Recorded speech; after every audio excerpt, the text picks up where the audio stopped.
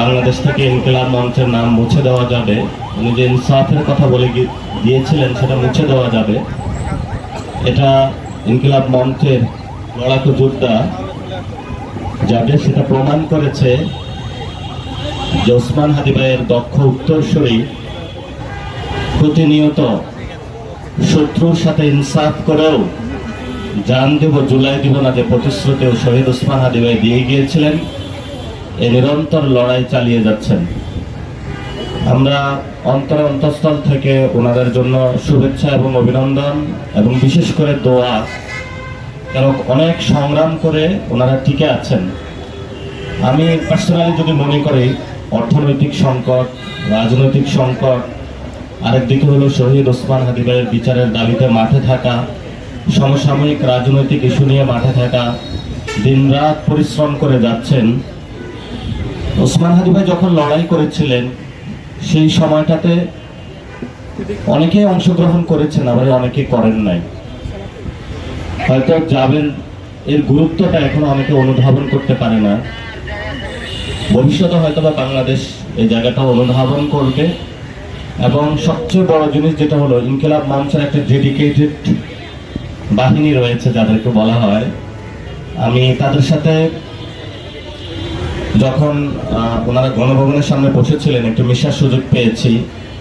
ওনারা লাইক দা আবাবিল পাখি, ওনাদেরকে দমানো এটা সরকারের পক্ষ সম্ভব নয়, বাহিরের কারো সম্ভব নয়। আমি জাবেরের বিয়েতে যখন গিয়েছিলাম ওনাদের সাথে নদীতে গোসল টোসল হয়েছিল, তা আমি কাছ থেকে আগে ওনার সাথে মেশার সুযোগ পাই নাই। তাদের মধ্যে এত উদ্দীপনা, এত চঞ্চলতা, এটা আসলে মানে এই ধরনের যদি কোনো পলিটিক্যাল পার্টির মধ্যে থাকতো ওই পার্টি অনেক বড় হয়ে যেত। তো এই সৎ সাহস ওনাদের মধ্যে আছে এবং খুবই একটা গুছানো টিম, যারা আদর্শ, ন্যায়, নীতি, ইনসাফের ক্ষেত্রে শহীদ ওসমান হাদি ভাইয়ের যে মান সম্মান, এটা এক বিন্দু তারা কোথাও কম্প্রোমাইজ করে নাই। এবং শহীদ ওসমান হাদি ভাই বলেছিলেন যে ইনকিলাব মঞ্চের যারা আছে, আমি যদি চলেও যাই বাংলাদেশের মানুষের কাছে তাদেরকে রেখে গিয়েছি। ফলত আপনারা যদি মনে করেন যে আপনারা স্বল্প, এরকম না, বাংলাদেশের লক্ষ লক্ষ মানুষ আছে যারা আপনাদের সাথে আছে, কোটি কোটি মানুষ আছে। এবং বর্তমানে বিরোধী দলীয় যারা এমপি এবং সরকার দলীয় এমপি, তারা সব জায়গায় একটা বিপদে থাকে। যেখানে যায় প্রথমেই মানুষ দাবি নিয়ে আসে যে শহীদ ওসমান হাদি ভাইয়ের হত্যাকাণ্ডের বিচার কবে হবে। তো যদিও পার্লামেন্টে বিরোধী দল বা সরকারি দল একটু কম কথা বলে এটা নিয়ে, আমার মনে হয় না যে এটা পার্লামেন্টের সমাধান হবে, এটা রাজপথেই ভবিষ্যতে সমাধান করতে হবে। রাজপথ ছাড়া কোনো বিকল্প বাংলাদেশের সামনে নেই। এবং এই রাজপথের ভবিষ্যৎ যে বিকল্প এবং জনগণের যে ভয়েস, সেটা ইনশাল্লাহ ইনকিলাব মঞ্চ হয়ে উঠেছে, ভবিষ্যতে আরো হয়ে উঠবে বাংলাদেশের রাজনীতিতে প্রাসঙ্গিক। এবং ইনকিলাব মঞ্চকে অনুরোধ জানাবো, যারা রাজনীতি করে তাদেরকে আপনারা দৌড়ানির উপরে রাখবেন, যাতে হলো ওরা কোনো দুর্নীতি না করতে পারে, ইনক্লুডিং এনসিপিও। যদি কোনো জায়গায় তাদের ভুল দেখেন, সাথে সাথে তাদের ভুল ধরায় দিবেন।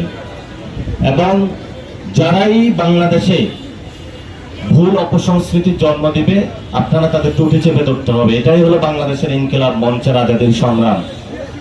তো বাংলাদেশের এই গণ অভ্যুত্থানের সবচেয়ে গুরুত্বপূর্ণ যেটা স্লোগান, গুরুত্বপূর্ণ কথা, সেটা হলো এখানে আপনাদের বাম পাশে আছে, জান দেব জুলাই দিব না। এর মতন সবচেয়ে গুরুত্বপূর্ণ এরকম কথা বা স্লোগান এই জুলাই গণ অভ্যুত্থানে আসে নাই। সেটা শহীদ ওসমান হাদি ভাই দিয়ে গিয়েছেন আমাদেরকে, এবং সেটা ধরে আমাদেরকে এগিয়ে যেতে হবে। যে কোনো সময় আপনাদের খেদমতে আমরা আছি, আপনাদের খাদেম হিসাবে আপনারা যে কোনো সময় ডাকবেন, পাশে পাবেন। এবং আজকে আপনাদের সবাইকে বলতেছে, ওনাদের একটা অর্থনৈতিক সংকট যাচ্ছে।